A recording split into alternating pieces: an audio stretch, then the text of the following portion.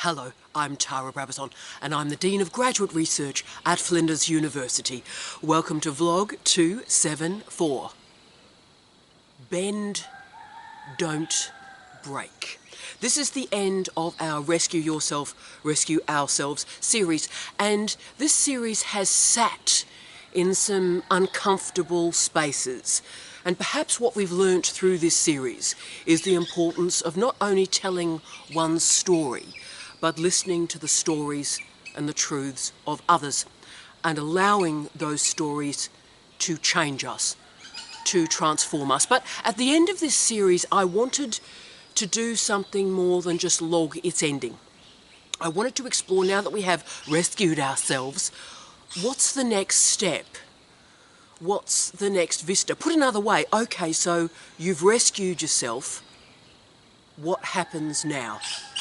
And that's the goal of the vlog today.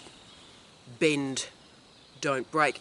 And the literature that I've deployed this week has been fascinating. I've moved through the nursing research once more, which has been remarkable, physical, cultural studies, microeconomics, and also higher education studies. Now, all of this remarkable literature will be used in some form, but I do need to recognise the place in which I am recording today. And yes, it is a challenging space and we've got a lot of friends around us. But this isn't just simply an interesting vista. It's not simply an interesting backdrop. I am in Norfolk Island, and it seems so appropriate to end the Rescue Yourself series here. Norfolk Island is just under 1,500 kilometres from Australia.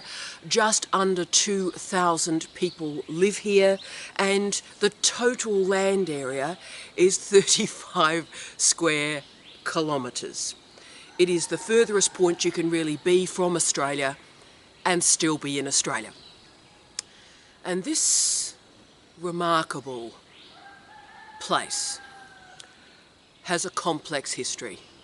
A dark history, an ambivalent history, a history of despair.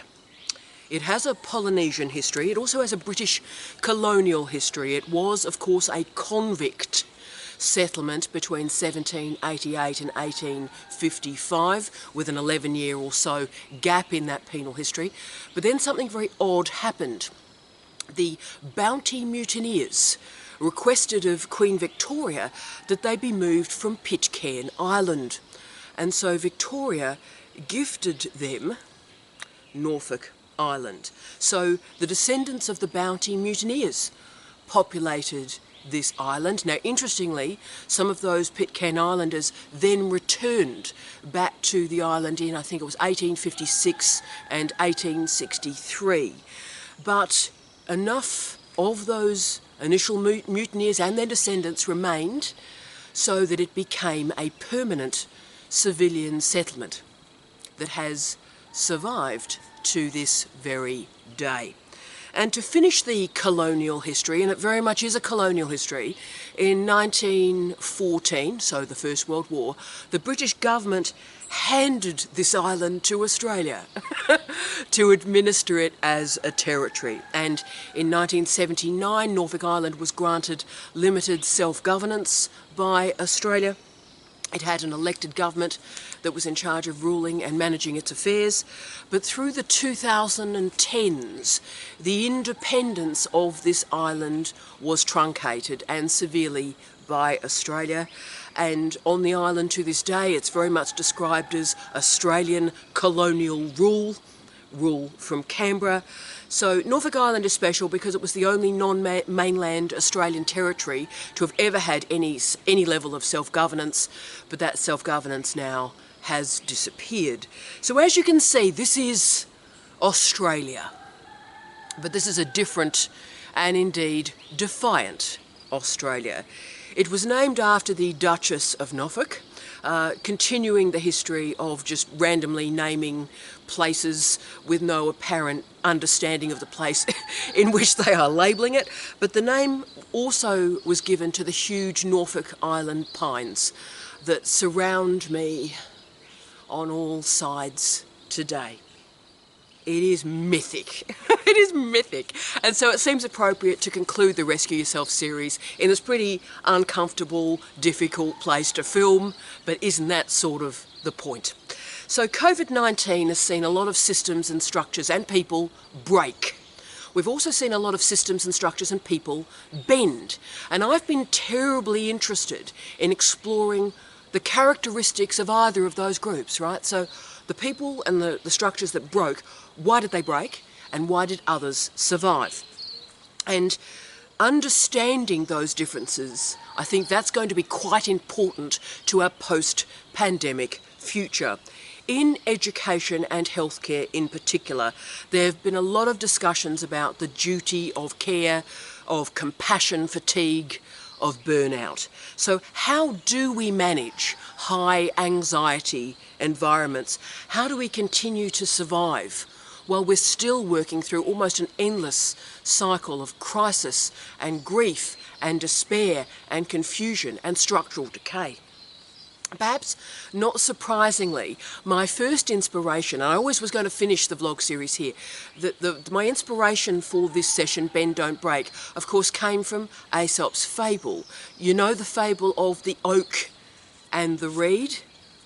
Let's do it. So do you remember, a giant oak stood near a brook in which grew some slender reeds. And when the wind blew, the great oak stood up proudly. Hundreds of its arms were lifted up into the air, but the reeds bowed low with the wind and sang a sad and mournful song. "You have a reason to complain," said the mighty oak. "The slightest breeze ruffles the surface of the water and makes you bow your head, whereas I, the mighty oak, stand upright and firm before the howling tempest." What a party pooper the oak is, eh? Anyway, the reeds replied, "Do not worry about us. The winds do not harm us. We bow before them, so we do not break. You and all your pride and strength have so far resisted the blows, but the end is coming." Love me a bit of goth narrative, this is good. The end is coming. Okay, so as the reeds spoke, the great hurricane emerged from the north, and the oak stood proudly and fought the storm, while the yielding reeds bowed low. The wind redoubled, and all at once the great tree fell, destroyed to its roots. And as it collapsed, it lay among the pitying reeds. Okay, so clearly from this fable we can see just about everything that's happening in contemporary university systems every single day. The proud, unyielding academics do snap. They snap. The careful, quiet, reflexive scholars bend. They also survive. The economic changes in our universities and indeed public sectors everywhere means that we have volatile and uneven funding for research. The 20 years of neglect of teaching and learning embodied through the complete underfunding of a Fordist learning management system that was completely inappropriate to teaching post-Fordist students showed we weren't prepared for any sort of teaching and learning crisis. And of course the other great change is the regulation that we've seen of publishing and authorship. We've also seen incredible changes in our systems as sexual assault, sexual harassment has been called out, and trying to create new spaces, new understanding, new consciousness for our gay, lesbian, bisexual and transgender colleagues. And that's just naming a few of the changes that we had to manage before the pandemic. Okay, so therefore, as you can see, it pays to be those mournful reeds rather than the mighty oak in these times. And it really is time to think about, in this beautiful location, what are those whispering whispering reeds telling us amongst these Norfolk pines. As always, I'm going to raise 10 quick areas for your thought, consideration, and as always, and I've loved it during this series, I welcome your commentary and discussion. Now, at the start of this Rescue Yourself series, I had no real idea where this would go. Unlike, say, the comma series that we did a year ago, I pretty well knew what each week would hold for us. This week was very much, I was responding to students in real time, providing their commentary. So, all of us really though, the project of what we're trying to do here, team, is try to think about what our post-pandemic future may be. And maybe we're going to summon some of those vistas today. So let's do it. 1. Professional relationships require work. Now, we all know, and this is, I think, a truth pretty well universally acknowledged, that there are some pretty mediocre people that hold positions of power in our universities. But look, we can survive this crisis in international higher education by building careful and compassionate and professional communities. So the individual, ego-driven researcher has dominated the films, the novels, the narratives of higher education for, wow, nearly 100 years. You know, the man alone, fighting against the odds in a journey to research discovery. Yes, we've all seen it before. Actually, of course, the best research, the best teaching, the best education emerges from partnerships, emerges from asking and receiving feedback, from silence, from conversation, a demonstration of compassion and care. So when we build these authentic relationships in our universities, particularly between research students and their supervisors, then the entire culture transforms and improves. Now, in a PhD program, most of the time we are enacting tasks that we don't enjoy, okay? We frequently don't know why we're doing what we're doing, and I understand all of that. But what we've got to do to make a successful PhD student and a successful PhD program is we must commit to the process, even if we do not know where that process is going to take us. Now, if we become simply that solitary researcher, the stress of that is going to break us. It's our peers, it's our colleagues, it's our friends that allow us to bend in difficult times. And look, we use a lot of very strong words in our universities. You know, we use rigour, strength, excellence, resistance, passion, power. These are big words. But if you look back on the successful moments in your life, you'll probably find they don't come from strength or power. They come from compassion and compromise. Compassion and compromise create understanding. Strength and power, of course, are frequently based on fear. Fear of being found out, imposter syndrome. Instead, spend time building relationships with your colleagues, caring for your colleagues. And those relationships will not only improve your research and your life, they'll also improve our universities. 2, recognise the value of service. Now, I'm asked to talk about leadership a lot, and I've been asked to talk about leadership for 20-something years, and I'm not really sure why. But there are many models of leadership: charismatic leadership, translational leadership, transactional leadership, but also authentic leadership, just to name a few of the most often used models. And higher education in particular is dominated by charismatic and transactional leadership models. Not the best models, can I say. And in our universities, we rarely hear about service leadership, noting that if you think about it, the whole point of a university in terms of teaching and research is to be of service to our communities. So this lack of attention to service leadership I find quite odd. So once more, you'll notice service leadership sounds a bit weak, like those lowly reeds rather than the mighty, charismatic oak. But service leadership has been around a long time, most associated with an essay by Robert Greenleaf, published in 1970. So it's been around a long time. But service leadership has been around a lot longer than that. It's simply, and at its most basic, about putting other people's needs before your own. Other views, other perspectives are acknowledged, and support is given to members of a team so that they can all achieve their goals. So the reason for this model is that it creates strong relationships within a team, an authentic, caring environment, and the building of trust and innovation. So servant leadership, and indeed service cultures, have a lot of problems surviving in hierarchical, top-down working cultures. And that's of course why they don't work in universities. We have one of the most top-down, rigid structures you can have in terms of power.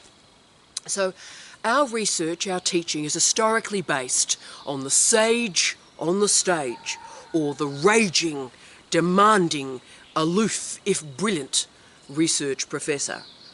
But this model, while creating transitory success, is not sustainable in our current culture of instability, of confusion, of disruption, and all the really challenging conversations we're having about the post-pandemic future. Intriguingly though, and this is interesting, intriguingly, while I was writing this vlog up from the research, one of the nastiest professors I have ever met, and I've met some shockers, one of the nastiest professors I've ever met, angry, brutalising, self-absorbed, name-calling, has just resigned. And I found out what happened. She did a dummy spit. So she gave her dean an ultimatum, right? My way or the highway. So an oak response, right? My way or the highway. And that mighty oak has now resigned and is about to leave the organisation. So these are not the times for the mighty oak professors. They will break. Even though it's unpopular, it is a time for service, recognising how research partnerships and high quality teaching and learning can lead to our next stage, the next moment in the history of higher education. 3, huge, preparation is power. Preparation is power.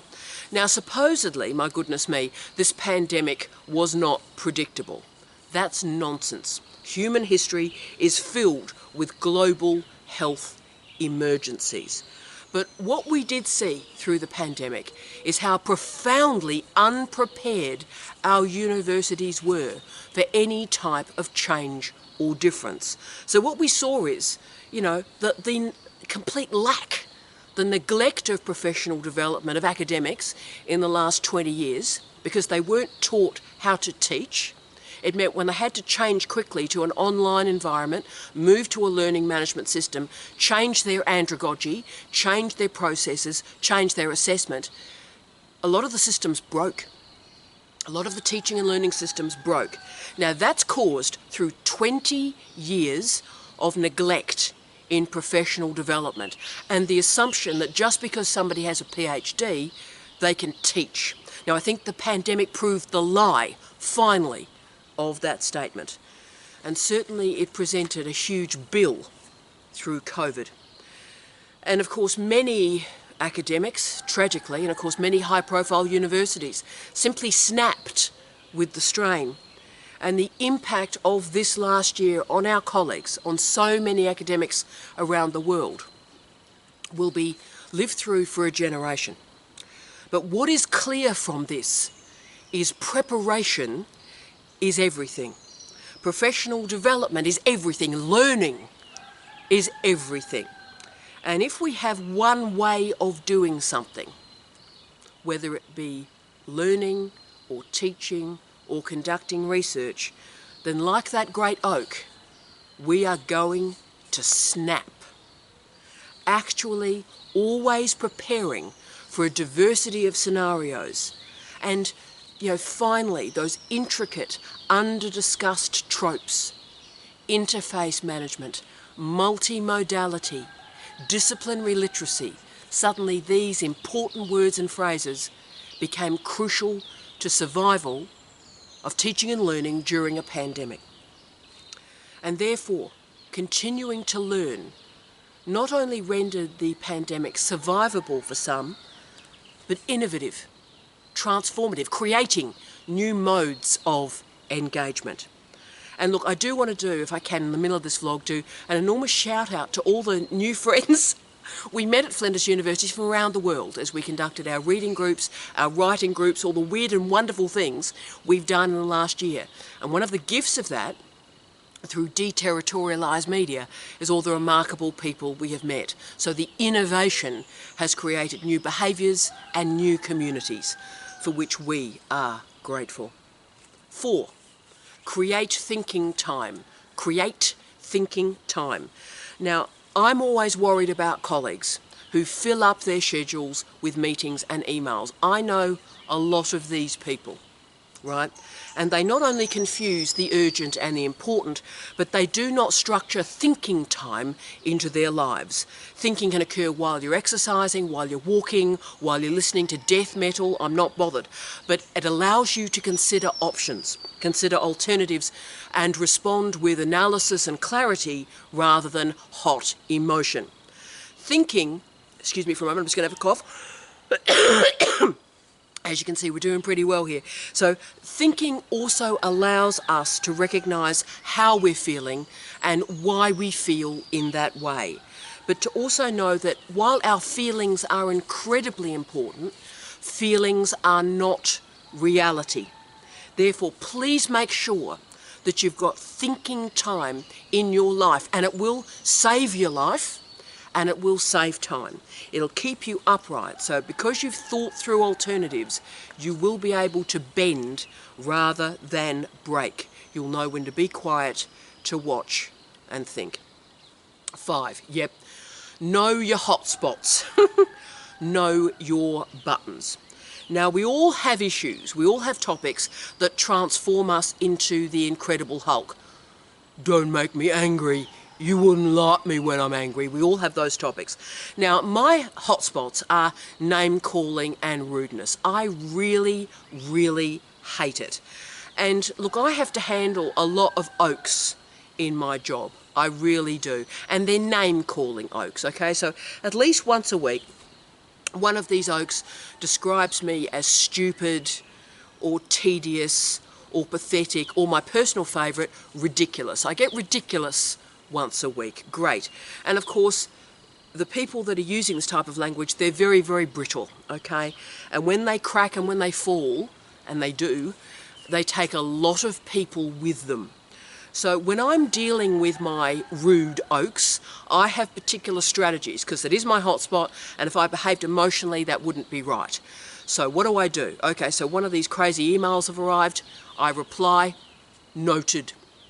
If I have someone yelling at me in a meeting, which does happen a lot, I simply calm myself, look at them and reply, thank you for your commentary. And of course, I use silence a lot. So it's important for you to know the hotspots in your professional and personal life and put in place some strategies to manage them in the quiet times, so when that mighty hurricane emerges, you bend, you don't break, and you survive. 6, value slowness, space, and silence. Now, I've just finished a series of academic articles. I've written some weird stuff in the last few months, and I've called articles like The Panic University, Panic University, Panic Learning, The University at the End of the World. is the piece I've just finished. So this is what happens when you read Paul Virilio's The University of Disaster during a pandemic. It does have a bad effect on you. But I've also conducted an analysis, a very strong one now, of what happened to the universities during the pandemic. And there's been very clear renderings of this. So what actually occurred to our universities? The first thing we know for sure is that the pandemic in our universities was actually a plandemic. There was a lack of planning, and it was decades-long neglect of public health and public education. And of course, the decades-long, centuries-long neglect of our powerful service economy, our cleaners, our couriers, our transportation workers. These colleagues, some of the lowest paid colleagues in our society, showed how important they are to our survival. But secondly, the pandemic is a powerful case study of what goes wrong with not only a lack of planning, but making decisions at speed through panic and a lack of preparation and a lack of reflection. Now, academic life does not require slow thinking or fast thinking. It requires thinking of multiple speeds. And those speeds are determined by the evidence you require to make a strong analysis and interpretation of a situation. Now, Rush was a great Canadian band. I'm a big fan of Rush. Respect to all the Rush people out there. But Rush is not, and rushing is not a model for university life. So always avoid these rapid fire, panicked decisions. Instead, let evidence, argument, interpretation lead your decision making. 7, remain curious. Now, the my way or the highway thinking is always risky. And in institutions that are trying to shed staff, that is the way to end your career really quickly. So instead of the I'm right, there is no doubt, don't you know who I am? You know, those people, don't you know who I am? The great strategies you need to use are actually that allow you to bend, not break. And the way we do that is to remain curious. Curiosity is brilliant because it's a way to endlessly test what you believe, what you think you know to be true. Curiosity allows us to engage with alternative information sources and alternative ideas. So you can find new explanations, new rationales to put your old ideas into a new context. How fantastic is that? Curiosity also allows us to continually focus on the big picture, seeing alternative trajectories and pathways, and avoid getting stuck in past ideas that no longer serve you. 8, always have a plan B. The Oaks have a plan A, and they're absolutely committed to that plan A. And look, it may work for a while, but trust me, no plan lasts forever. The goal of a PhD, the goal of university education more generally, is to give you choices in a difficult time. It also allows you to see alternatives. Now, I've had the privilege of supervising, through a PhD, remarkable paramedic scholars. Paramedicine, big fan of paramedicine, great emerging area. And they taught me so much. In fact, they taught me a rule that changed my life. Their first rule in paramedicine is when you enter the house, always locate your exits. When you enter a house, always locate your exits. So, when you enter a doctoral program, always locate your exits. When you enter a job, always locate your exits. So then you've got alternatives. And those alternatives give you flexibility in your thinking and indeed flexibility in your choices. 9,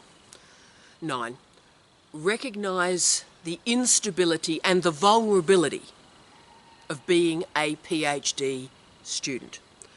Now, universities are systems, they are structures, and PhD students have a role, a position in that structure. Now, you don't have much power. You have to accept pretty well what your supervisor asks you to do. I get that, because they have to write you a reference for jobs. I understand all of that. And similarly, when you want to get an article published, you have to acknowledge those referee reports. You might radically disagree with them. I do a lot of the time. But to get the thing published, you've got to work with the referee reports. Now, as we talked about in our vlog last week, in our universities, there is very little space to be vulnerable, to call out disrespect, to call out inequality in any form. And recognising the scale of these injustices, that is why universities have policies and they have procedures. The reason that universities have policies is to protect the people that do not have power in this system. So I'm always wary, and you should be wary as well, of those academics that endlessly express their dislike of policies and governance protocols and procedures. You know, they endlessly use the phrase with me, why can't we do it like we've always done it? Why can't we do it like we've always done it? Why does this policy exist? Well, let me tell you about how we always used to do it in universities. Let's tell the truth. Through the bulk of university history, the majority of the population of the world wasn't even allowed to enrol, let alone graduate. So that's how we've always done it in the past. Most people never get a chance to go to university.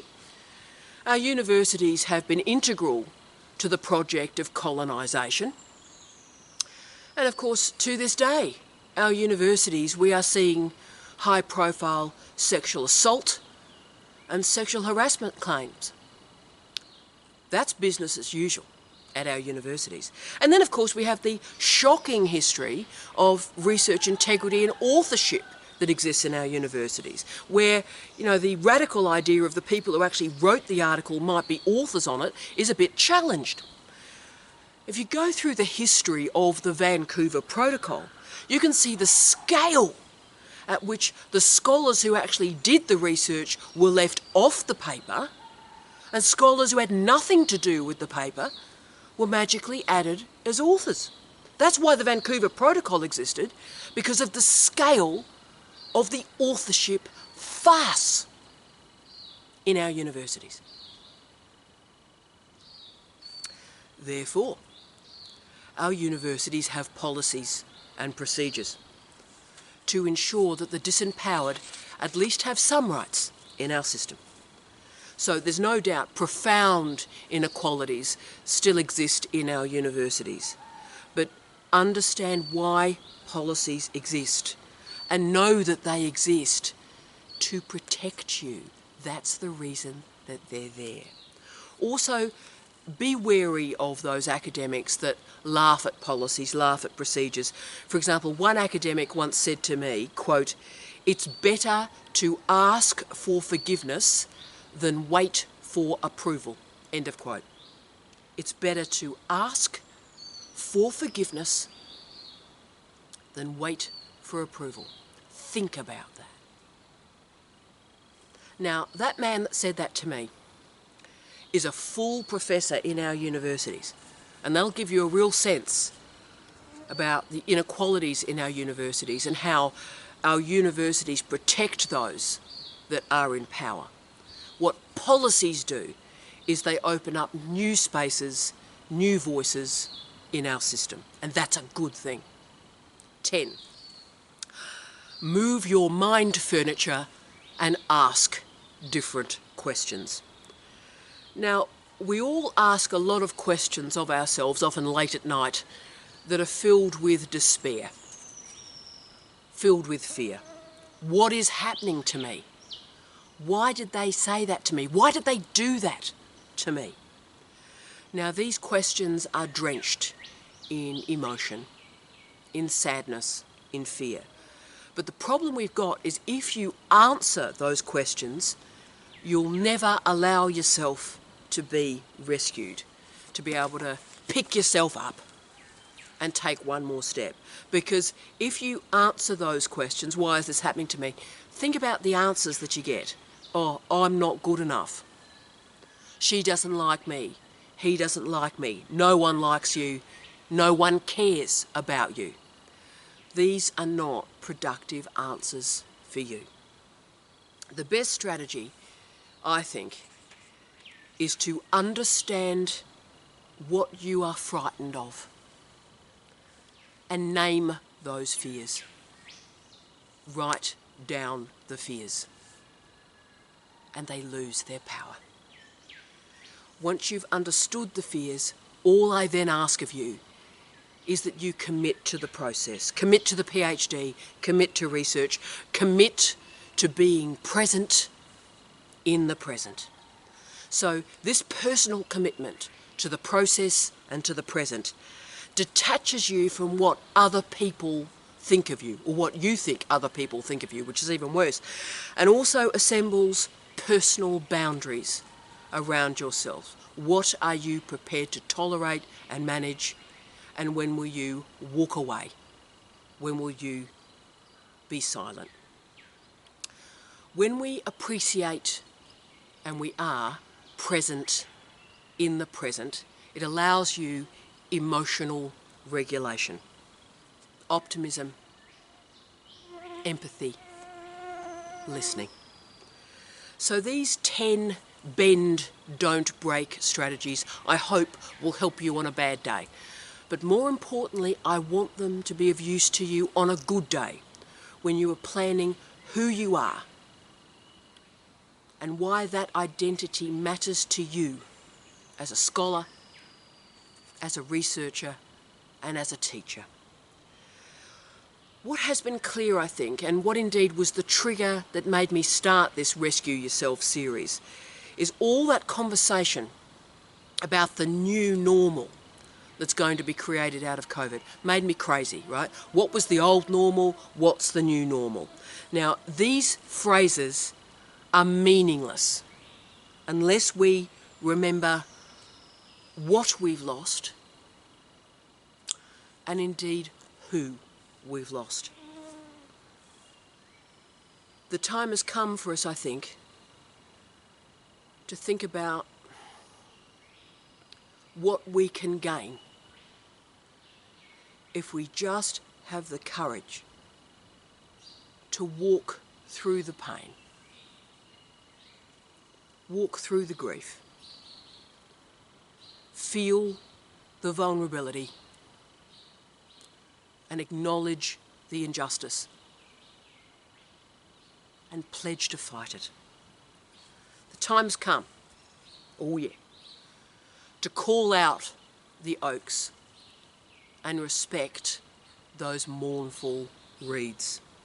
Today, let's reflect on what we've taken for granted and how the pandemic has brought back what is actually really important, and that's friendship and connection and belonging and listening and caring. Twitter is not the world. The trolling, the ridicule, this stuff is over. What we've got to do now, though, is use the online environment to create new models for accessible, open, diverse discussions about the public good. Our culture has profound opportunities to share diverse ideas, and we as scholars have a responsibility to provide high-quality information and develop high-quality information literacy to understand it. That's our job. We as academics must be different. We must stand for difference. We must stand for being better. This is our future. We can revision our universities, and that revisioning starts with you. It starts with me. It starts with us. Communication, collaboration, community. That's our future.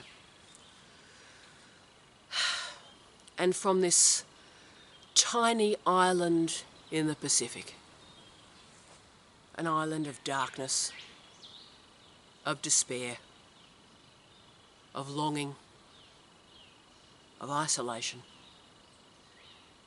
and maybe, just maybe, some second chances. let's end this Rescue Yourself series. Thank you for putting up with my cold, and I wish you all love, light and peace from the glorious Norfolk Island.